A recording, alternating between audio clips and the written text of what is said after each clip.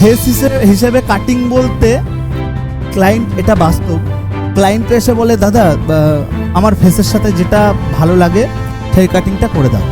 এবার একটা জিনিস, কখনো ব্যতিক্রম কিছু করতে নেই। ব্যতিক্রম মানে কি, তুমি কেমন হেয়ার কাটিং করতে বা আগে কেমন করতে তারটা শুনে নিলে ঠিক আছে, এটার সাথেই আমি একটু অ্যাড করে দিচ্ছি বা আমি আমার মতো করে একটু করে দিচ্ছি, সিমিলার প্যাটার্নে কাজ হবে, একটু 19-20-এ কাজ হবে। তুমি যদি ওভারঅল তাকে জিজ্ঞাসা না করে যদি পুরো চেঞ্জ করো, বাই চান্সলি যদি হেয়ার কাটিং খারাপ হয়, তোমার উপর তার মাইন্ড থেকে একটা সারা জীবনের জন্য একটা নেগেটিভ ইম্প্যাক্ট পড়ে থাকে, সে দ্বিতীয়বার কোনোদিনও নাও আসতে পারে। এগুলো হচ্ছে বিজনেসের ভিতরের রুলস, বোঝা গেল?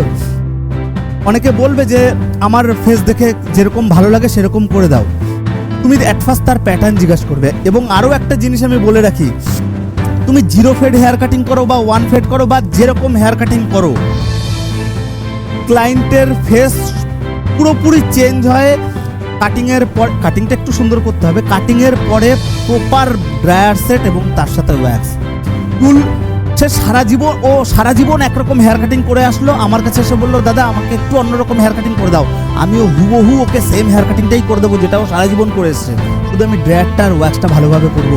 ও সারা জীবনের হেয়ার কাটিং ভুলে যাবে, শুধু আমার হেয়ার কাটিংয়ে